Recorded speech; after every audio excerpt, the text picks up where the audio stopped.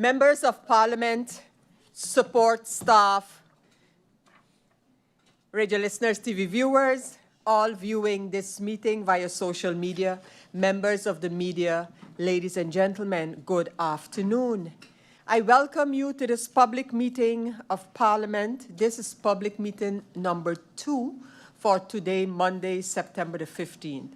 We have a quorum we definitely have a quorum, and I'll tell you how many right now. We have 11 members of Parliament here present for this meeting, so definitely a quorum to get started. And I invite you to stand for a moment of silence.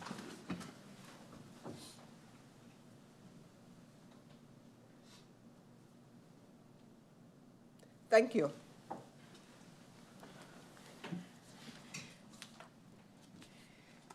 I don't have any notices received in advance of this meeting, and I ask if any member of Parliament wishes to make use of this time to make a notification. I see that MP La Cruz is... Yes. And so I invite MP La Cruz to take the floor for notifications. A blessed afternoon, and thank you, Madam Chair Lady. Blessed afternoon to the Griffier, my fellow colleagues, and those in the Tribune. Madam Chair Lady, I'd like to wish my brother, MP Viren Kutai, a happy 30th birthday today, and invite the whole public to just watch where he is tonight, follow him, drinks on Viren, food, everything on him tonight. Thank you, Madam Chair Lady. Thank you, MP La Cruz, for that general notification. And of course, MP La Cruz, I join you, and on behalf of, I know I can speak for the MPs and the staff of Parliament in extending warm birthday greetings to our Member of Parliament and of the faction of the Democratic Party, wishing him a wonderful birthday today. May you enjoy this day and many more years to come. Happy birthday, MP Kotai. There are no further notifications, so members of Parliament, we can go over to the agenda points for today. But before I do so, I need to recognize that we did receive a message of absence from MP Lewis. So he could not be at this meeting here today, and that has been noted. So going over to the agenda points for today, for this public meeting of Parliament, we have 3 agenda points. 1, incoming documents. 2, the advice we discussed this morning in Central Committee meeting of Parliament regarding the installation and composition of the permanent and ad hoc committees of Parliament. Those are our local parliamentary committees. And we will also be having the appointment of a Vice-Chairperson of Parliament. So we go over to agenda point number 1. That was the incoming documents. These documents come into Parliament, are registered here at Parliament, and a list is prepared as to how these documents will be handled. This is what the public meeting of Parliament needs to approve or, if necessary, debate upon. The documents that we are looking at in this meeting as incoming documents are those registered under the IS 1127-1127 through 1351. Of course, they are all part of the recently opened parliamentary, no, these are still of the old parliamentary meeting. Of course, we're in the thousands, so these are the ones that regarded the last parliamentary year, and so the sitting year 24-25. Is there any need for anyone to talk to any of the proposals for the handling of these incoming documents? Of course, it's a public meeting. We have no one who signed in. That is how one would have to indicate that desire, if so to speak. So we don't have anyone having that need, and thus the list and the proposals for handling are approved. We go over to agenda point number 2. In this regard, the official installation and composition of the permanent and ad hoc committees of Parliament.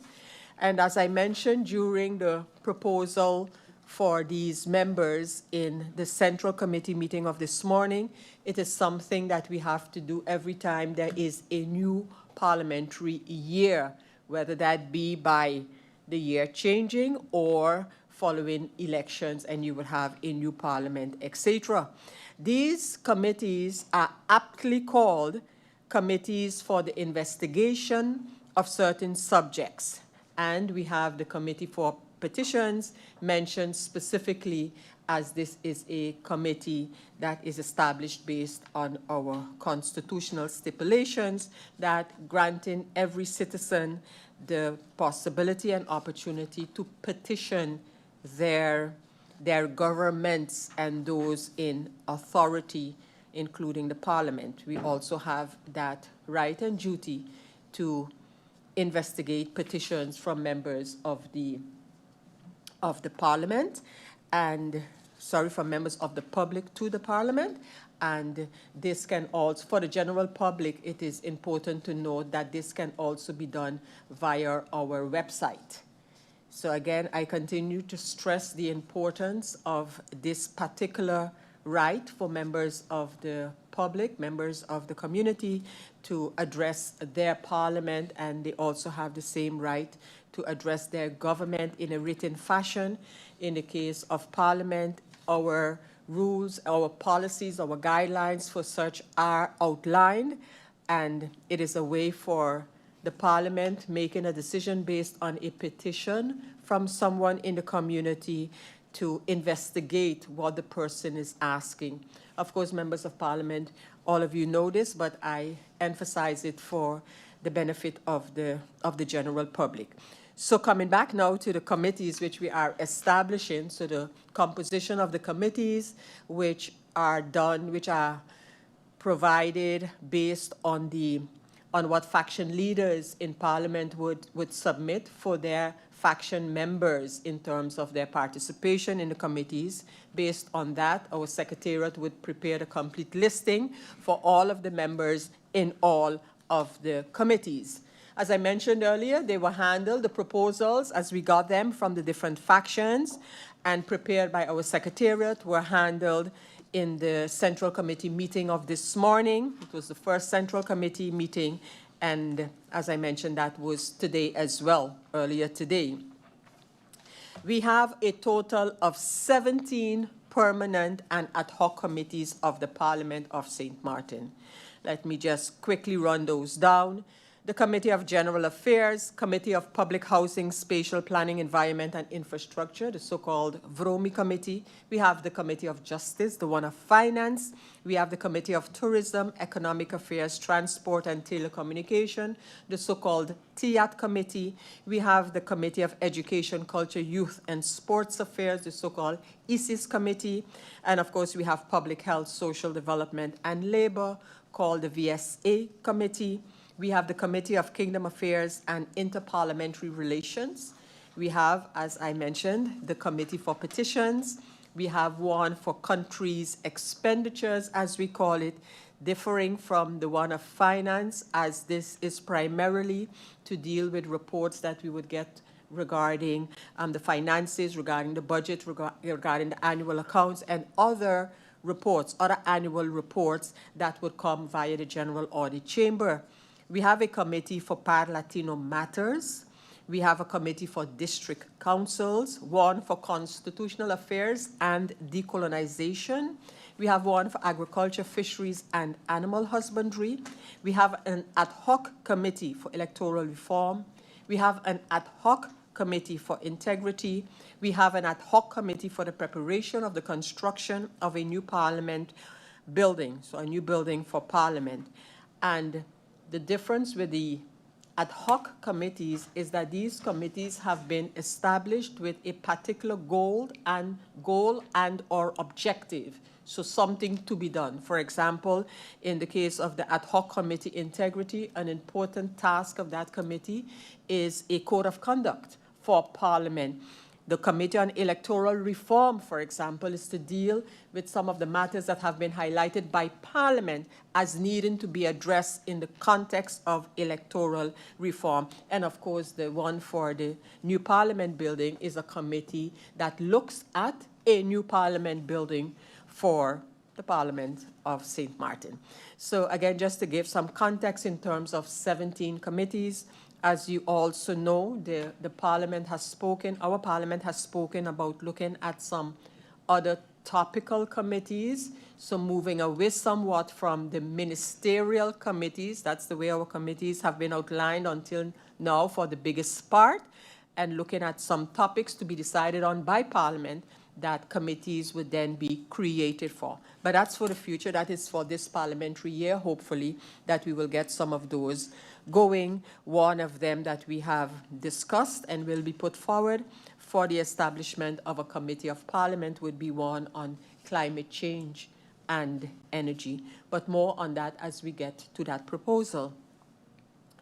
The Central Committee proposed in its proposal that we're dealing with this afternoon that in connection with work visits, so when members of Parliament have to leave the island, that the rules and regulations relating to work visits as found in the document Guidelines for Travel of Members of Parliament, and this was adopted back in 2015, that those rules would be observed if there's any traveling to be done by members of Parliament.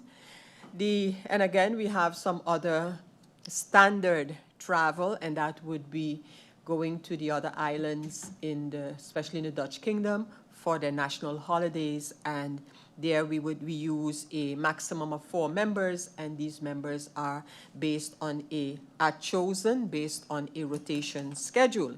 So with all of that, the request of the Central Committee is to approve the proposal of the committees and what I just mentioned earlier, to also again re-emphasize the guidelines for travel if travel is involved. You have received, members, a copy of the advice from sent by the Central Committee to this public meeting of Parliament. Is there any member of Parliament who desires the floor on this matter? We don't. Let me just make sure. There is no indication of such on the speakers list. And so, members, we have come basically to the end of the deliberations on this proposal, and we are in a public meeting, and we will go over to voting on the proposal before us. Does any member require roll call, hoofdelijke stemming on the proposal? No. Then it can be considered that this proposal is accepted unanimously as proposed by the Central Committee meeting of this morning. We now go over to the next agenda point on the agenda for this public meeting. And on September the 20th of 2024, during the first meeting of the 7th Parliament of St. Martin for the parliamentary year 2024-2028 parliamentary term, the composition of the Presidium of Parliament was established.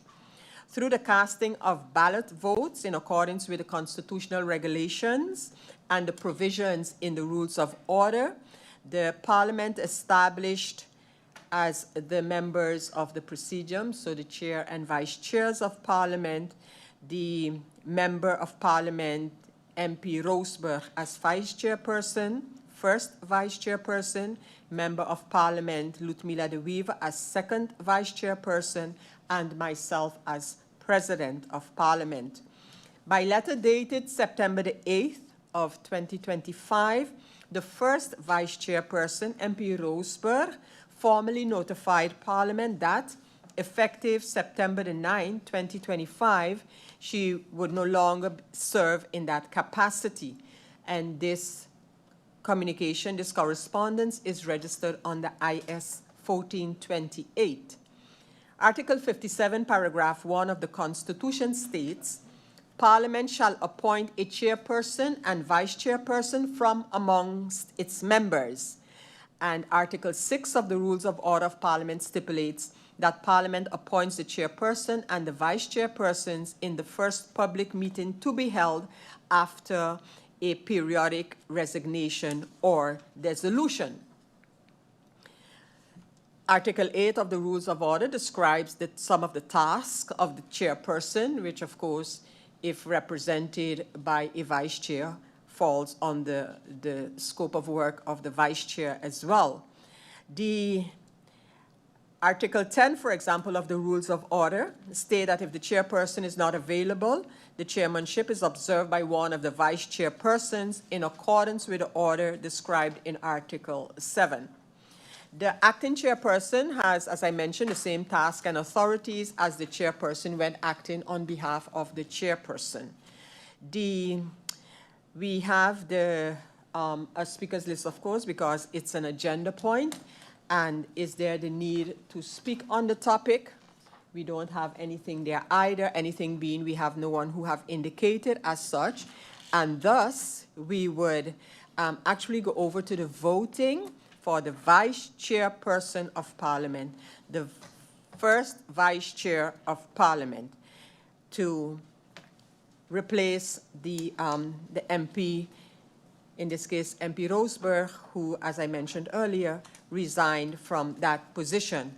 So as members of the Committee of Tellers, I will appoint, according to Article 70, paragraph 1 of the Rules of Order, MP Rayon Peterson and MP Francisco Lacruz. The ballots are going to be distributed, and members of Parliament, on this you will fill out the name of the person who you would like to be the Vice Chairperson of Parliament. And then the tellers will pick up these ballots, count, and we shall then determine who has been elected, selected for this position by members of Parliament. A quick note that the meeting is not adjourned while the tellers do their work. And so we have that work is being prepared right now. The ballots will be collected. I invite the two members, MP Rayon Peterson and MP Lacruz, to please accept the task of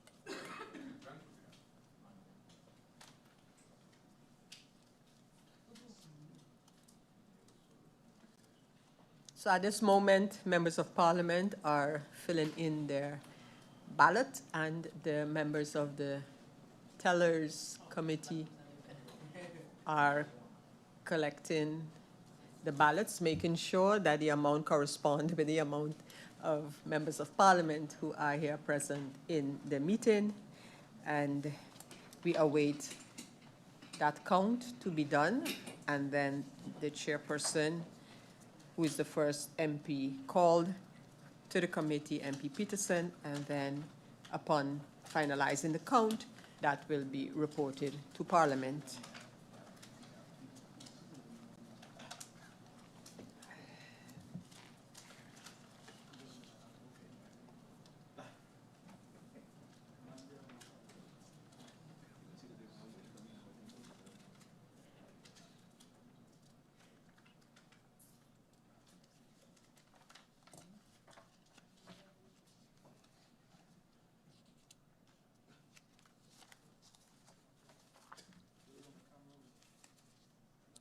I see the chairperson of the committee is ready to report, and I invite MP Peterson to report on the outcome of the ballot count.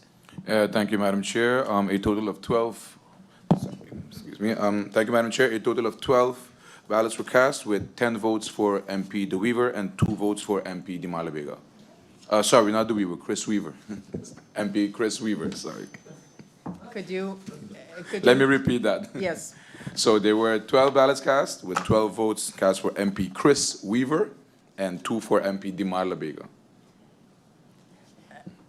Thank you, MP Peterson. Thank both of you, MP Peterson and MP La Cruz, for that report on the balloting, and the MP Chris Weaver has been elected to the position of first Vice Chair of Parliament. Congratulations to you, MP Weaver, with that appointment, that election. So members of Parliament, I just want to quickly add here, since we were dealing with the matter of the committees and establishing the committees, this happens at every change of Parliament, at the opening of a new parliamentary year. However, when it comes to the members of the Presidium, the chair and vice chairs, that is not done on a yearly basis, but rather are appointed at the beginning of a new parliament, whether following dissolution or regular elections, and then and members are free to, once appointed, members of course are free to resign if they would like to. So that's how that part there works. Where the members of the Presidium is concerned. So we have the appointment of MP Chris Weaver as the first Vice President of Parliament. I extended congratulations to MP Weaver, and I also discharged the committee from its duties. Thank both of you very much. And so, members of Parliament, ladies and gentlemen, we have come to the end of this public meeting. I want to thank you for your participation. And before I close this public meeting, of course, just mention for general information that now that the committees have been established, the composition of the committees have been established, we will then, in the not too distant future, go over to meetings of the committees in which a chair and vice chair for each committee will be selected from amongst the committee members. So with that brief explanation, again, I thank everyone, also the general public, members of the general public tuned into this meeting, and I hereby close this public meeting of Parliament. Meeting closed.